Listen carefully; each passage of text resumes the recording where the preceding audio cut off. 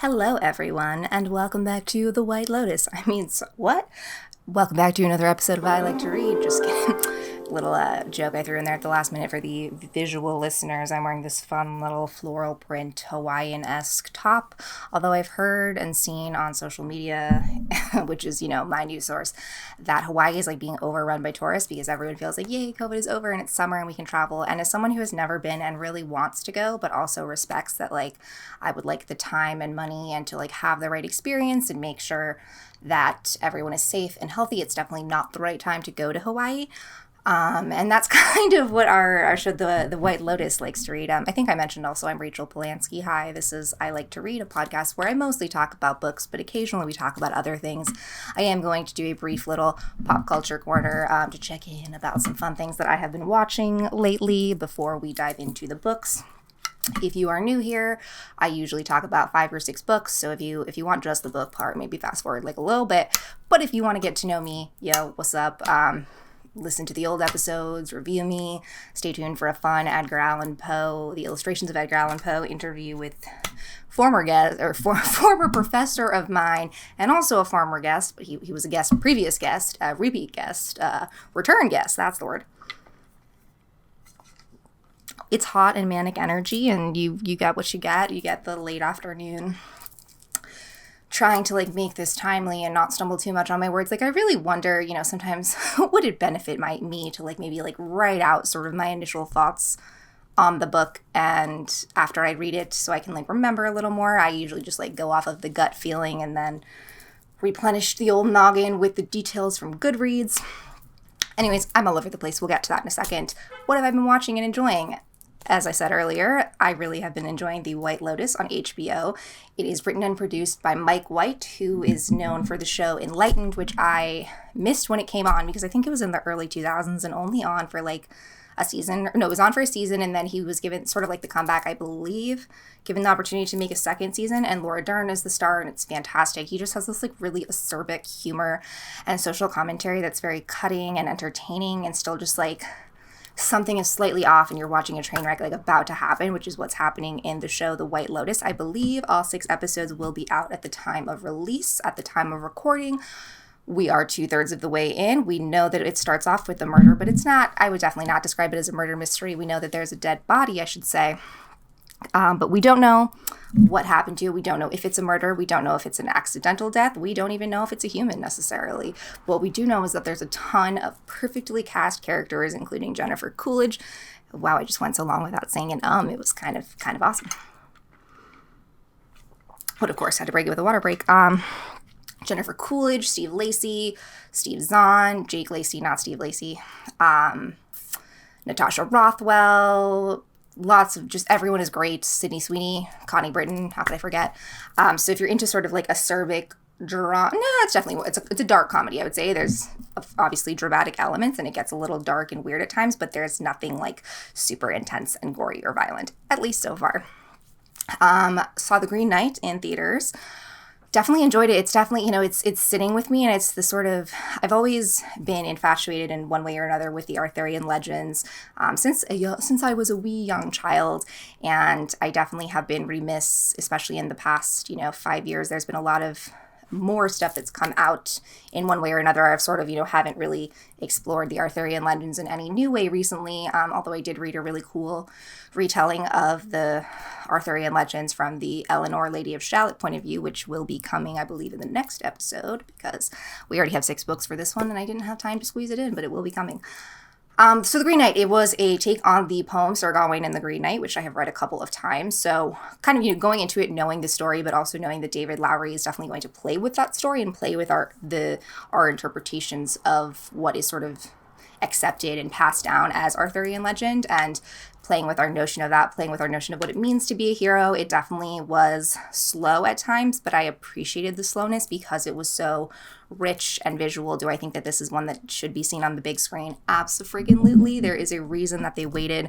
I would not have gotten the same experience, even though when I'm at home watching a movie, I try my best to even, we'll move the couch close to the screen, and I'll try my best not to be on my phone, but it's just not the same, when I'm in a theater, I fully disconnect from my phone. I, have a little weed gummy sometimes, and I'm just ready to sit back. So if you're into any sort of fantasy, atmospheric, moody retelling of the Arthurian legend without, really being just a hero's journey and quest and the way that we play with those archetypes as well, then I definitely recommend seeing that one in theaters. And before we get to our books, I just also wanted to give a quick shout out to the Christopher Nolan film, The Prestige. It was not my first time watching it last night, although it was Jason's first time watching. I think I watched this film for the first time in college, and I was definitely just like blown away. There is a lot, it makes sense ultimately, but Christopher Nolan loves to play with his timelines. He loves to play with the format of story and what, constitutes a beginning and a middle and an end.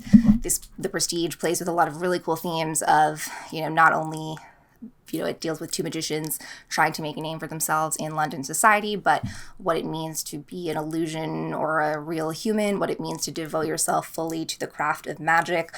I picked up on a lot more nuances, I think, watching it I think this was my third time, because once you sort of get past the initial twists and sort of the initial storytelling mind games, you're really able to sink yourself into the meat of the story and understand why Christopher Nolan decided to frame these characters in this narrative in this way. So I think if you haven't watched The Prestige in a long time, first of all, if you've never seen it, check it out for sure. Definitely one of probably the best movies ever, just objectively. I mean, I think it's really freaking fantastic. But if you haven't seen it in a while and you've already seen it, definitely recommend revisiting it, putting away your phone for 2 hours and sort of just giving into it and then just seeing what comes back and seeing what you'll take out of it another time. So if you're going to rewatch it, let me know what you think of it. But this is not a movie podcast. This is a book podcast. And I'm here to talk to you about not 5, but 6 books this week. And I'm kind of cheating because 2 of them go together. So I'm just going to bundle them together because they are the 2 books consecutive in a series. So first we have The Hand on the Wall and The Box in the Woods by Maureen Johnson, respectively in the Truly Devious series, book 3 and book 4. So the Truly Devious series deals with I don't want to say teen detective. Stevie is a young woman who happens to be a teenager but possesses a lot of adult-like qualities. She's sort of like if Nancy Drew and Paul Hole's Billy Jensen combined into one teenager human. Funnily enough, the 4th book in this series, The Box in the Woods, is actually dedicated to Billy Jensen. True crime fans, y'all will know. So I had read the first 2 books when they came out a few years ago. Didn't even realize that I somehow missed the 3rd book, but somehow instinctually put the 4th book on my recommendation list at the library. So when that became available, I was about to read it. And then I was like, wait, I think I'm missing something. So I happened to get lucky. The 3rd book happened to be available at the library. So I was able to read that and then reread the 4th one. I mean, they're just classic young adult at its best. And when I mean that, I mean yes, some of the turns might seem a little bit predictable and some of the twists, but it's really the characters are meaty. Stevie it also deals with what it means to be a detective. And I think a lot of books that deal with, the plucky young woman who is thrust into things and gets into trouble, but, if it weren't for those meddling kids, would have solved everything. It's a lot more than that, because as Stevie evolves as a character and as the cases that she's involved in evolve, Johnson has so much to say about what it means to immerse yourself in these cases, and especially as a young woman, how it takes a toll on your relationships with others, how it takes a toll on your personal self. Of course, both of these books have a really well-written and interesting central mystery to them that Stevie is trying to solve. Especially in the 4th one, I really enjoyed that, The Box in the Woods, which takes place at a summer camp. The first 3 books of the trilogy take place or surrounding this truly devious mystery connected to the school that Stevie goes to, and that's what sort of sets off her investigation.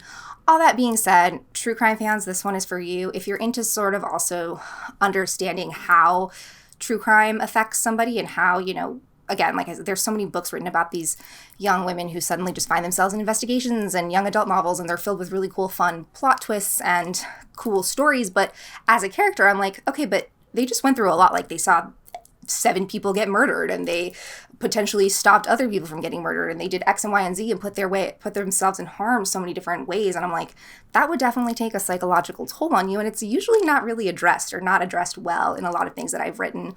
I'm saying that off the top of my head. I'm sure I could come up with some other ones, but this one definitely, the series definitely stands out as one where Stevie, it has the young adult aspect just because she is younger. Johnson is aware that her readers are probably, starting around age 13, so she's careful not to insert too much, violence and gore and sexual assault, but there are those elements, and it's definitely, not for kids, but I think it's also a really great way for younger adults. I mean, I was reading, when I was like 9, I was reading books made for like 17-year-olds, so who am I to judge? But definitely start with the first one. Obviously, this is your reminder if you've read one of the first 2 or one of the first 3 to check out the 4th one, which is out now. I remember reading one of Maureen Johnson's, maybe her first book, 13 Little Blue Envelopes. And I have a certain photographic memory for certain covers that I just guess they really stuck out to me. And there was that period of time in the mid-early 2000s where they like to use realistic photos of people on their covers. And that's a whole sort of more thesis and thing that I could really think about more intellectually rather than just spewing random thoughts. But from 13 Little Blue Envelopes, which I read when I was definitely 12, maybe 13, but 13 even seems old sometimes. No, but I've been reading young adult novels since I was 10. And I'm still here at 27 reading her books, and she's continued to stay relevant and keeping her heart and soul with the writing. Her characters have always really been alive and vivacious, but I think the way that she addresses the true crime community and the toll that it takes on people is really unique. So next we have The Seed Keeper by Diane Wilson. So this, I kind of wasn't totally sure. Again, I usually don't like to read most of the summary. Maybe I'll have a brief idea of what the book is about if I've seen it recommended because of its plot summary. But sometimes I'm just oh, this book looks good or whatever. I mean, again, whole thesis and whole other episode and whole other ballpark that we could get into in the science and psychology of choosing books and why I read what I read. But at first, so we get to know our main character, Rosalie Ironwing. It's clear that she is involved with the land. The importance of seeds and nature are very important from the beginning. The author, Diane Wilson, is she's part of the Native American community. She is part of the seed keepers talked about in the book. It's she's written some nonfiction about the importance of land and farming as well. I think this is her first novel, but it's clear not only that she has a master of writing, but that she also really understands the subject and gives a weight rather than just, oh, this is something I was interested in, but something that has directly affected her and her people and her ancestors. So Rosalie Ironwing, she sort of just seems she's had a rough life. She's out of it. She's visiting this cabin. We get flashbacks to her then when she's younger, and it's sort of unclear at times where the story was going. I think just for the first 20, 30 pages, I was a little bit confused in terms of the tone of the story, but then it very quickly, I was oh, I get it. This is the story about one woman's sort of coming of age and late coming of age and reflection on her past life and how, coming to terms with what could or could not have been in terms of her marriage and her son, and then also the connection that she has to this land. There's definitely some Erin Brockovich vibes, won't give too much away, but, through the seeds and through the invention of through the farmers, the invention and the invasion of commercialism and commercialized industry. There's a lot of commentary on that. There are flashbacks to the ancestors and the topics of women who have been sort of assimilated into these cultures, especially in the 1800s. That was going on and forced into these reform boarding schools that were meant to take away parts of their identities. I highly recommend checking out. Back to true crime. This book is definitely not really true crime. It's more of just a portrait of a woman and women in general in this Native American tribe, but also the relationship to the ground, both literally and metaphorically, the space that we occupy and the life that we choose to live, and how the earth is, you don't really think so, especially living in an urban environment. I do go, I go on walks and I'm outside, but I don't get to experience the vast land and nature that is so prevalent in The Seed Keeper. So it definitely made me feel like I wanted to go on a sort of nature isolated cabin vacation, and that doesn't happen too often. So for that to actually happen successfully, it's a good book. Trust me. Next, we have Women and Other Monsters, Building a New Mythology by Jess Zimmerman. Again, when I kind of went into, the title says, okay, Women and Other Monsters, so clearly building a new mythology. I guess I missed the mythology part, and not that this is a bad thing at all, but I had no idea that this was actually part analysis of women, female monsters or female identified monsters in Greek mythology, and then how that sort of impacts modern society, and Jess Zimmerman in particular, how it impacts her as a woman who is, she is fat and she's that's objective, and that's because of that, I think her weight and the way that she perceives herself and society perceives herself is, very prevalent and very easy to see the similarities with the monsters from the Greek mythology. So of course there was some things that I was very, sort of familiar with. I dabbled in mythology, but there's, she talks about Medusa and the Harpies and the Furies. And what I really liked is I don't think it would have been the same if it had just been, okay, here's women as monsters and we're going to explore them in mythology, but also explore how these themes and images are still part of modern society.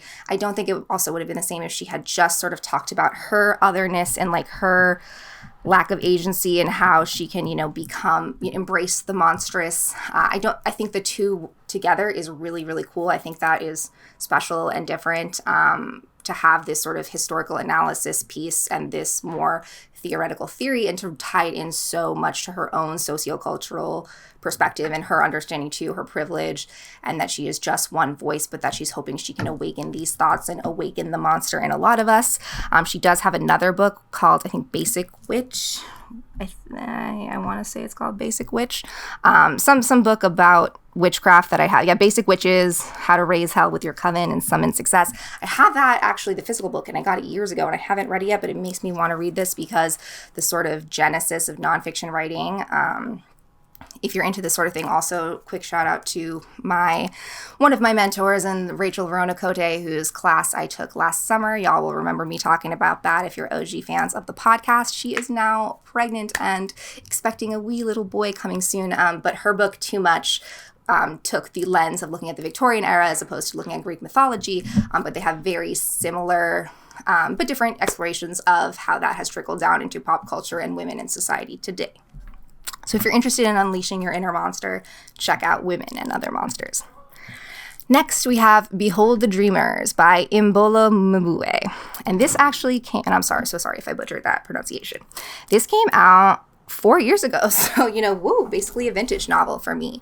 I found this because I read her most recent book, which was sort of similar to The Seed Keepers, although it takes place in like a fictional African colony. And I liked it. I gave it a 3 out of 5 stars. I didn't love it. I did like Behold the Dreamers better. This is a story of a family from Cameroon who moves to New York City and is trying to live the American dream. I think I vaguely knew that it took place during the 2008 stock market crash, but so they are moving, just a couple of years before that. The father gets a job as a chauffeur for a wealthy family. They're on the up and up. The mother is in school. Jende is the father. Nani is his wife. Very quickly, it's not so much look at the hardships and look what family has done to them. It shows that so many people come here with a dream and so many people come here with expectations, but also what are they sacrificing? And they left, he didn't leave because their country was war-torn or because there was domestic violence or because so many other reasons people are leaving and seeking asylum. He simply just had a dream. And the idea of America that both of them saw on TV was obviously so different than what they expected, especially when they're coming here and knowing that the stock market crash is looming. So that sort of hits us midway through the book, not a spoiler. And then it's how do they deal with the ramifications? And I found it, I don't want to give anything away, but it was very heartbreaking in the sense that it just felt so real. It didn't feel like dramatized, although I think this is a fictional story. I'm sure, it's based on real events that have happened to a lot of people. Of course, the financial crisis of 2008 rocked everyone in so many different ways. I can't even imagine what it would be like to not only, have your job and your entire finances come crashing down, but also to learn that you have to leave this country. But what happens also if this country was, not the best for you? And how do you reconcile with, wanting your resiliency and wanting to stay while so many circumstances are making it impossible? Nani and Jende have, they start here with the same dream, but ultimately because they have different circumstances, even though they're living in the same house and the same marriage, the way that they have their dreams and want to fulfill them, it quickly delves into just different, how people deal with things differently and how can we maintain a family and a relationship while wanting to maintain our dreams. So this was a little bit longer, not exactly a light read, but definitely something, topical. Of course, there's continuing issues with immigration. There's continuing issues with the financial market. And so if you're interested in one fictional family story of coming to America and just trying to survive and make a life for themselves and whether or not they'll be able to achieve their dreams, all set to the hustle and bustle backdrop of New York City. Then check out Behold the Dreamers. And last, but certainly not least, we have The 22 Murders of Madison May by Max Barry. This is kind of like if Before I Fall, the classic Lauren Oliver book about a girl who dies and then has to like relive her life every day, sort of like, Groundhog Day, but then instead she's just like trying, it's more, a teen-centric version, combined with Rick and Morty just because of the multiverse factor. So as the title might state, Madison May is actually not our main character, though I thought she's sort of our main character, but she is murdered many, many times. And her murder is related, actually, I'm not going to give too much, I don't want to give too much away, but it's related to multiverses and multiple timelines. And somehow this young reporter, Felicity, is, because of Madison's first murder, or at least first to our knowledge murder, she gets thrown onto the case, and through that she gets thrown into the timeline. So not only is she trying to like solve Madison's murder, and it's very quickly, who is murdering him, but also the why, what it means to have, again, lots of explorations of identity and what it means to exist. And like, though there are many different versions of ourselves and many, it's a lot of the butterfly effect and what would happen if I stepped on a butterfly's wings and then a tsunami happened in Thailand. And what happens if you have multiple lives and you have multiple paths, but also what we live multiple lives and multiple paths in ourselves every day, let alone multiple different universes. So there's, it's a fun thriller. There's nothing too intense. It does have some commentary again about one's identity and what it means to, there's also commentaries on the notion of obsession and infatuation and what it means to play with one's perception of the world. So if you're into sci-fi, thrillers, just something also different, we don't get too many multiverse novels and sci-fi that also just like have a fun murder mystery novel to them. It's not who's killing her, it's not is she going to survive, but it's like, how is this all going to wrap up? And I think it does a pretty good job of that. Speaking of wrapping up, I'm hot. I've been babbling at you long enough. If you want to check out any of these books and let me know what you're thinking, I'd always love to hear from you. You can find me so many different places. Follow me on Goodreads to see what I'm reading every day. Check out my ever-growing want to read list. Follow me on Twitter where you'll get some fun personal musings as well as I Like to Read updates. Follow the I Like to Read podcast on Apple, YouTube, Spotify. Give me a review, all that jazz. And until next time, stay reading. Bye.